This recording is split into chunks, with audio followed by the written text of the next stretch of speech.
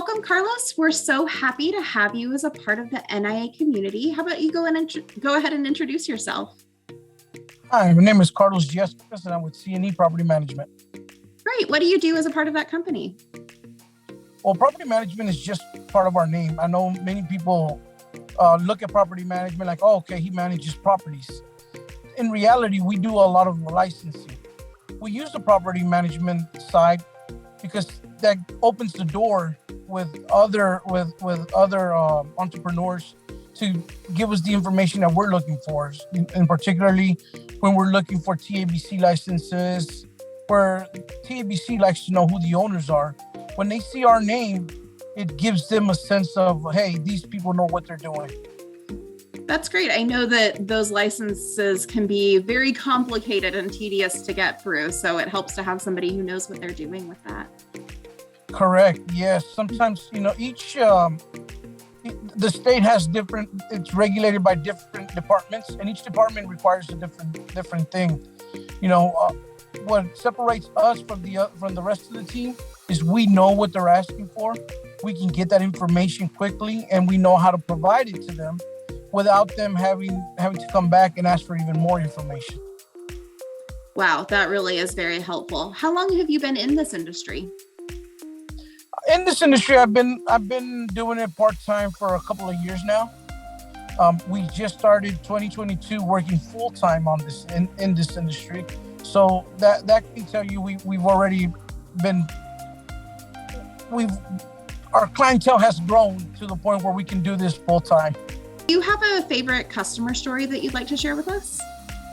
Yes, ma'am. I have one in particular that comes to mind is a lady, restaurant owner who sold her restaurant actually about 6 to 8 months into that sale. The new owner decided, she wasn't going to continue paying, but she continued operating. And the worst thing is she stopped paying her bills. So a lot of the vendors, and particularly the state, went back to the original owner. When she contacted me, Comptrollers was actually behind her for $25,000 that they were behind. And we started working with her and her attorneys as well. We actually got her restaurant back in about 2 to 3 weeks. And Comptrollers stopped going behind the original owner in about a month or so. We were able to prove that she was not the owner of that restaurant during that time, and they started going after the original debtor.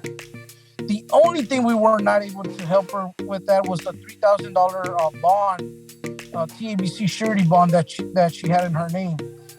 But from paying $3,000 to $25,000, she was very happy with our results. That's amazing. I'm sure that she felt so relieved to have you in her corner and helping her navigate that. That sounds like a nightmare scenario, and it's great that you were there to help her with that. For anybody who wants to reach out to you for your services, what's the best way to reach you? The best way to reach me is through phone. I'm constantly on the phone, but if they text me, you can. One of the things that my customers like about the way I work is that even though they may not have gotten a hold of me on the phone, when they text me, I will get back to them that same day. One of the things that I pride myself in is customer service, and mainly, is I look at the time to meet with my customers. A lot of customers, maybe you're one of them where your schedule is at 11 o'clock. 11 o'clock at night is when you have time. We've actually met with customers at 12 o'clock at night to, just to make sure, that we have everything that we need from them and not stop the process. That's great. It sounds like you're super accessible and willing to work with people, and that's awesome. Well, great. Well, thank you so much for letting us get to know you a little bit better. We're happy to have you in this community, and we look forward to getting to know you even more. Have a great day. Thank you. You too.